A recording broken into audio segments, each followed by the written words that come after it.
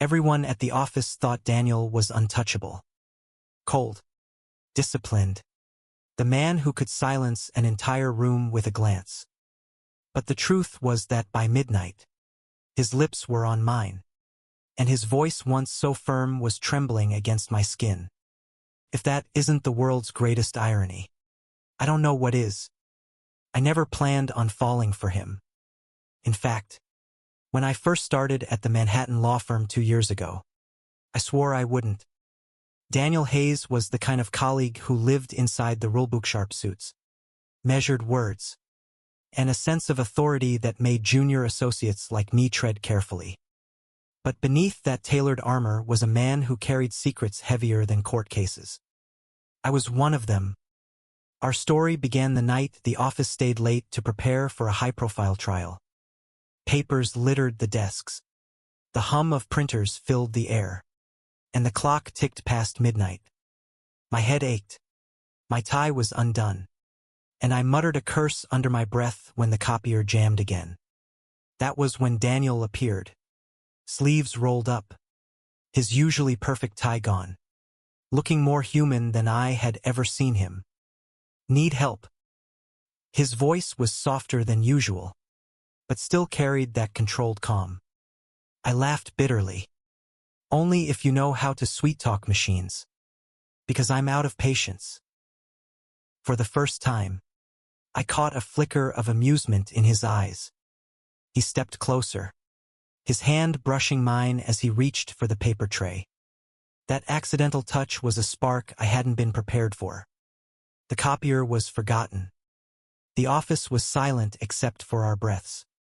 Something unspoken passed between us. And by the time I realized how close we were standing, it was too late to step back. That kiss should never have happened. But it did. Desperate. Hungry. Forbidden. And from that moment, we began a dangerous routine. Daniel, my strict mentor by day, and my secret lover once the sun went down. Hiding was the hardest part. In the daylight, Daniel returned to being the impenetrable man everyone respected, while I had to pretend his hand hadn't been gripping mine just hours before. I had to watch him interact with others like nothing between us existed, while my chest burned with every stolen memory of the night before. The office became a stage, and we were actors in a play of professionalism and denial.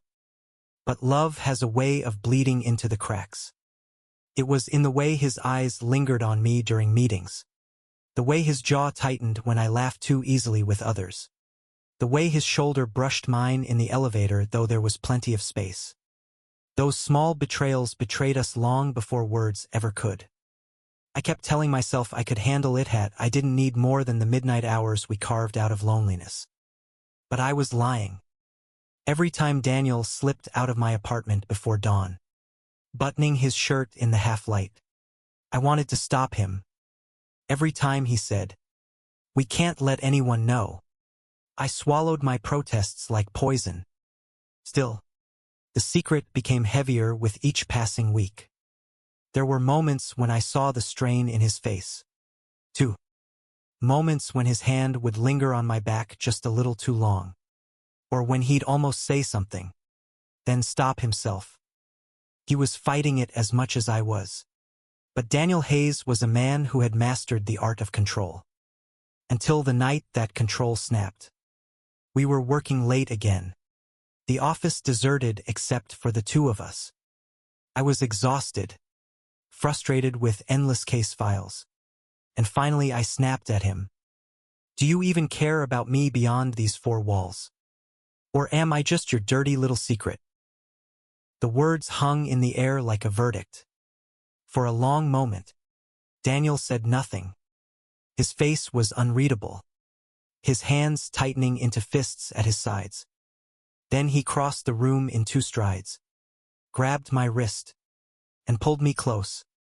"You think this is easy for me?" His voice cracked, raw and unguarded.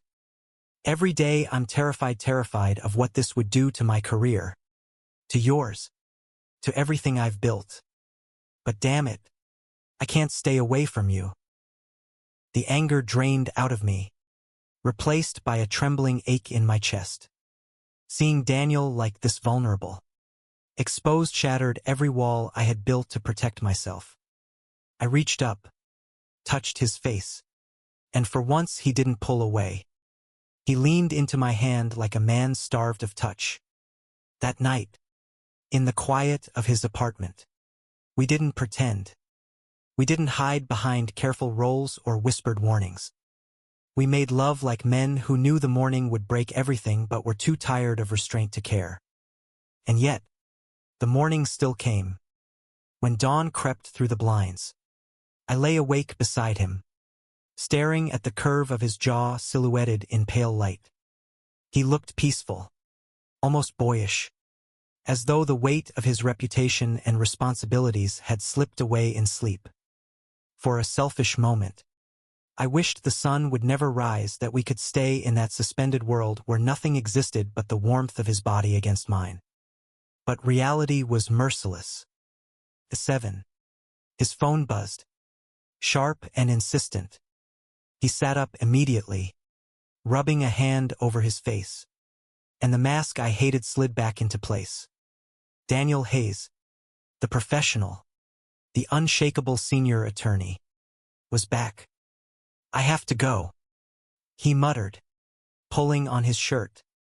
I hated how practiced he was at leaving, how his buttons lined up perfectly even when his heart was breaking. I wanted to shout, to beg, to ask him why he kept running from something we both knew was real.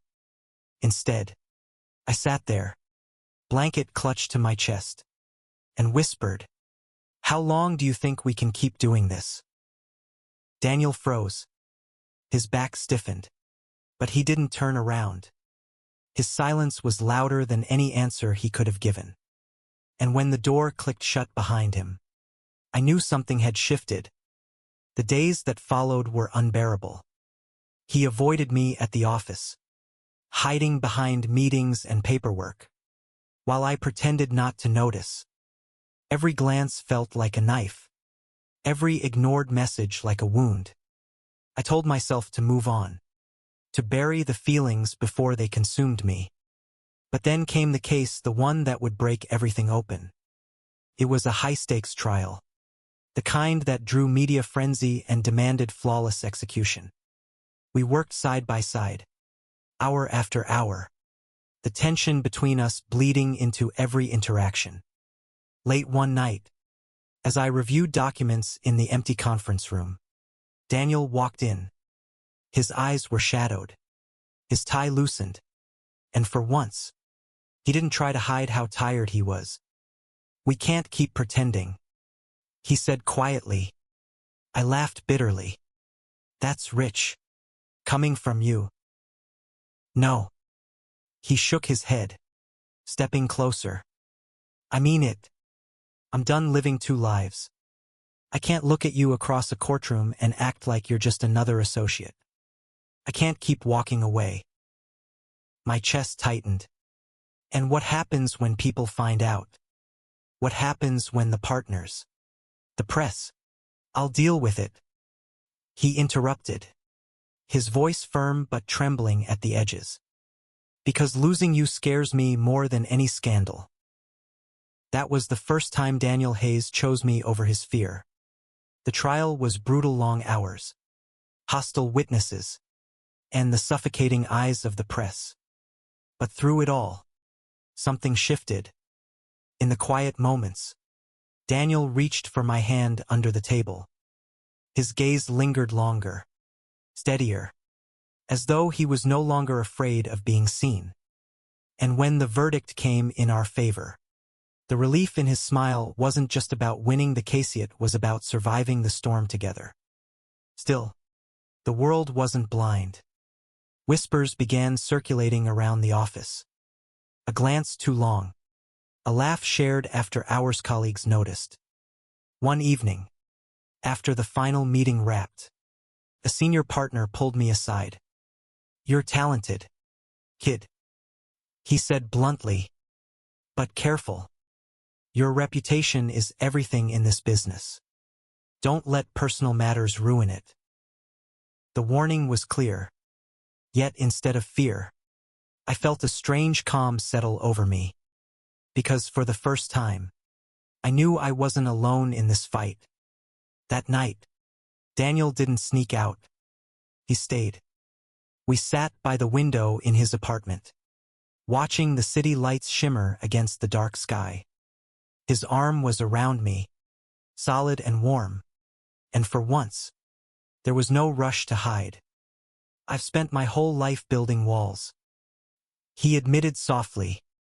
But you tore them down without even trying. And now I don't want them back. I looked at him, really looked at him, the man who terrified half the firm but kissed me like I was the only truth he had left. Then let's stop pretending. I whispered. Let's live in the open. Even if it's messy. Even if it's hard.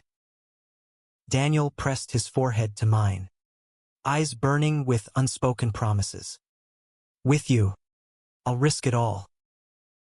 And in that moment, the world felt wide and terrifying and beautiful. The days ahead weren't perfect. Some colleagues whispered. Some friends questioned.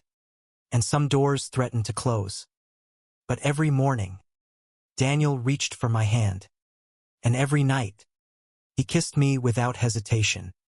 Slowly, the fear gave way to something stronger, something unshakable. Because love, I realized, wasn't about stolen hours or whispered secrets. It was about choosing each other. Again and again. No matter the cost. And Daniel Hayes, the man who once lived by rules and walls, chose me. Forever. Thank you for listening. Don't forget to like and subscribe to stay updated with the latest videos.